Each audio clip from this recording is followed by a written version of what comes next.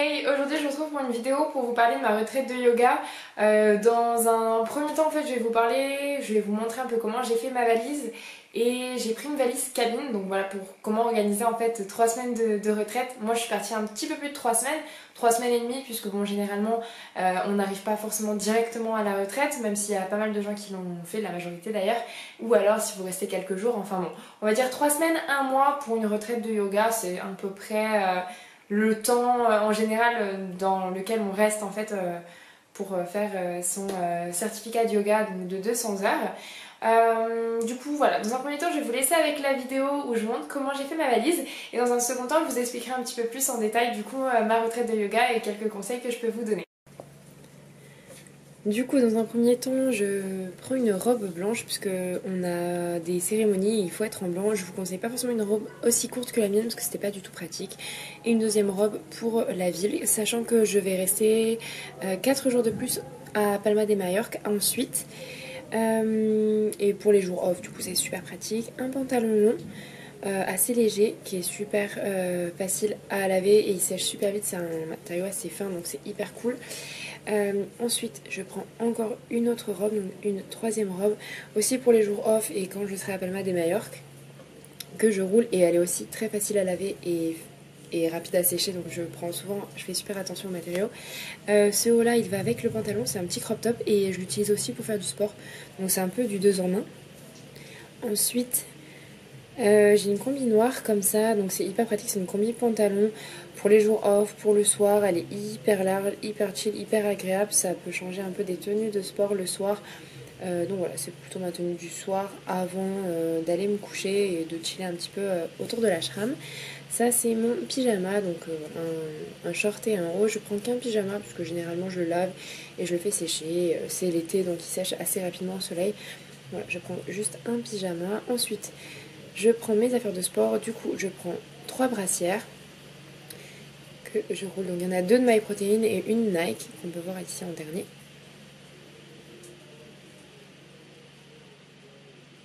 Voilà, du coup tout ça. Ensuite, du coup, je vais passer au haut de sport. Donc là, c'est aussi une brassière. Donc ça me ferait 4 brassières, mais ça fait aussi en même temps haut, la brassière orange, plus 2 aux autres hauts de sport. Ce qui me laisse quand même pas mal de tenues de sport et de change, sachant que je vais quand même le faire assez régulièrement. Enfin, laver mes affaires assez régulièrement. Ça, c'est un leggings que je vais pas utiliser pour faire du sport, mais c'est un leggings pour, voilà, pour les méditations le matin s'il fait froid ou le soir, tout ce qui va être un peu activité de ce genre, et pour pas se faire piquer par les moustiques. Ça, ce sont 2 shorts de sport. Du coup, je vais prendre que 2 shorts. Et ensuite, je vais prendre mes leggings. Donc là, je roule tout. Et du coup je prends un leggings, donc MyProtein également, et un autre MyProtein, le short aussi. J'aime bien cette marque parce que c'est pas cher du tout, et bon après la qualité est pas dingue non plus, mais j'aime beaucoup le design. Voilà, donc j'ai à peu près 4 bas de sport actuellement. Donc ça c'est un sweat que j'utilise pour l'avion, pour s'il fait froid ou si j'ai froid, ou s'il y a de la clim, etc. Donc c'est toujours pratique, il est très très confortable. Et ça c'est ce que je vais mettre dans mon sac avec moi en fait dans l'avion. Je prends rien en soute, mais c'est vraiment mon sac en fait que je vais avoir avec moi. Donc je vais prendre aussi une serviette plus une autre petite serviette qui va me permettre de nettoyer mon mat. Et ça ensuite donc c'est une petite veste au cas où il pleut, etc.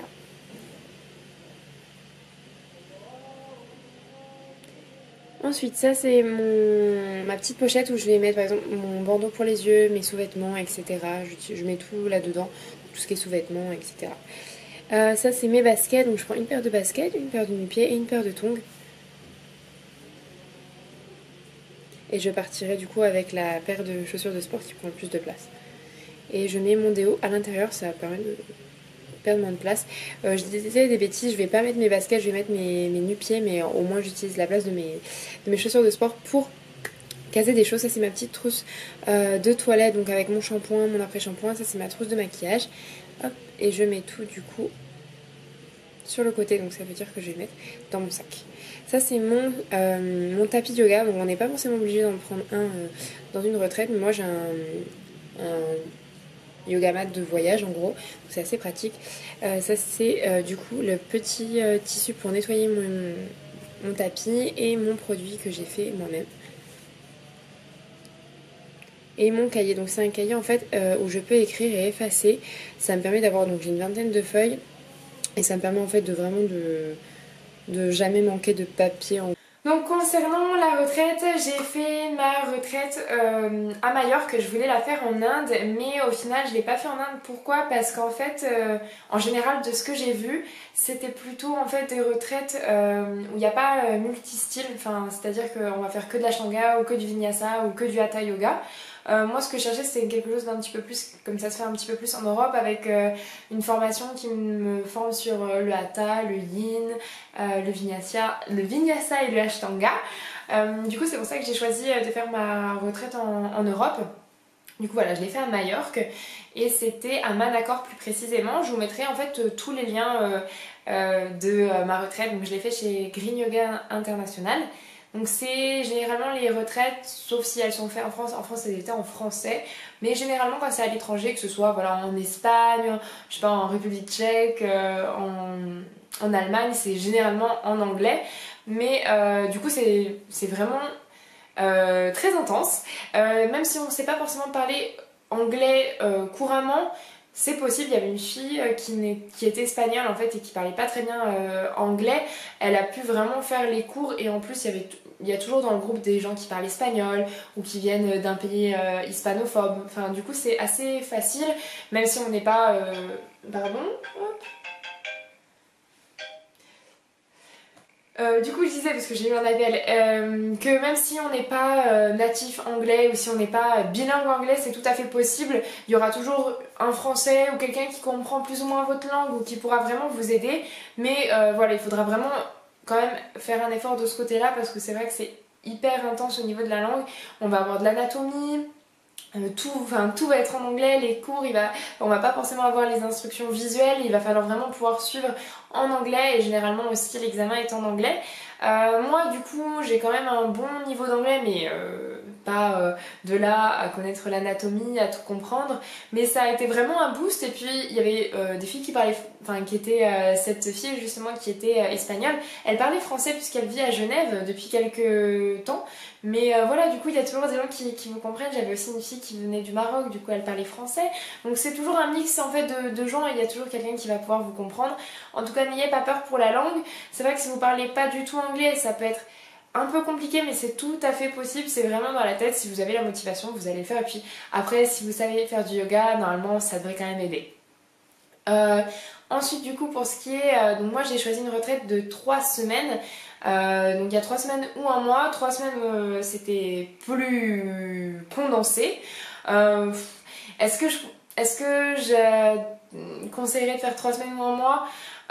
Ça dépend. Je pense que si vous n'êtes pas forcément, je sais pas comment dire, c'est sûr qu'il faut avoir une routine en fait de yoga régulier. Mais c'est vrai que 3 semaines c'est très intense. Après c'est tout à fait faisable. Moi j'ai adoré. J'ai beaucoup travaillé. Je pense que 3 semaines c'est bien. Enfin c'est très intense. Après un mois ça permettrait je pense de plus absorber, d'avoir un petit peu plus de temps libre aussi pour absorber toutes ces informations qu'on nous donne tout le temps. Mais voilà, c'est vraiment un choix personnel après à faire. Comme je le disais pour l'Inde que je voulais faire, je voulais partir en Inde au début, c'est pas souvent multi-style de ce que j'ai vu, c'est vraiment un style en particulier. Je me suis dit pourquoi pas 300 heures, je me spécialiserai ou après avec des workshops et tout. Moi ce que je voulais faire c'était plutôt quelque chose de multi-style. Et après avoir vraiment comparé beaucoup d'écoles, j'ai trouvé celle-ci. Pour trouver les écoles, je comparais avec Yoga Alliance. En fait, je regardais les notes directement sur le site de Yoga Alliance, qui est le site référent en fait des écoles et des professeurs de yoga. Et ensuite aussi, j'étais sur Booking Yoga Retreat. Je regardais en fait toutes les écoles qui proposaient, comme ça moi j'allais directement sur le site, en même temps je comparais sur Yoga Alliance, je faisais un petit mix de tout ça. Booking Yoga Retreat, c'est un site qui permet de... comme son nom l'indique, de voir en fait toutes les retraites de yoga qui sont possibles. Après moi je suis pas passée par le site, je suis passée directement par l'école. Voilà, chacun fait comme il veut. Je me suis dit que comme il y avait une petite commission sur le site, mais en même temps c'est un site qui nous permet vraiment de comparer. Enfin voilà, c'était personnel. Du coup, j'ai booké cette retraite, je suis partie, enfin je l'ai booké 2 semaines avant et je suis partie. Je sais qu'il y avait plein de filles qui l'avaient booké depuis des mois. Moi, je suis assez...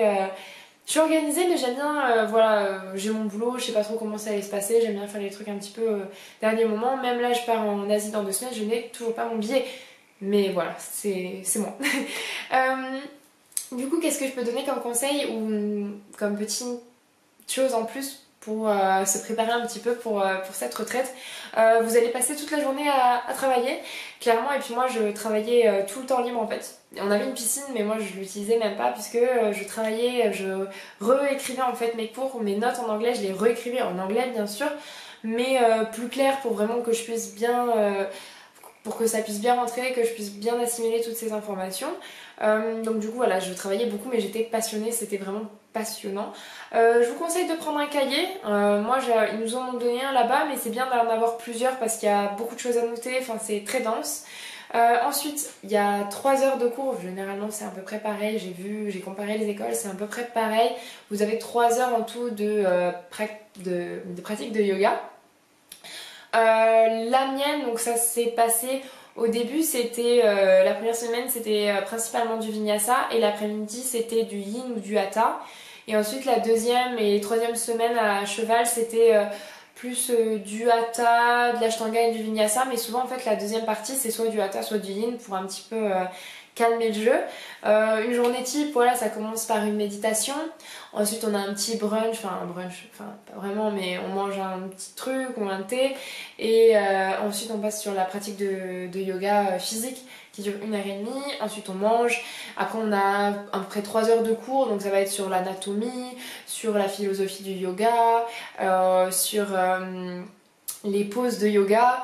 Et voilà, on va voir un petit peu aussi comment ça s'appelle, des sujets un petit peu particuliers qui vont venir de ça et là pendant les cours, hein, des petites choses un peu plus particulières comme par exemple le Kundalini qui va être un thème qui va arriver que dans un cours, ou qu'est-ce qu'on avait eu aussi par exemple juste un petit cours sur les mudras, et je voulais sortir un autre truc mais ça me revient pas.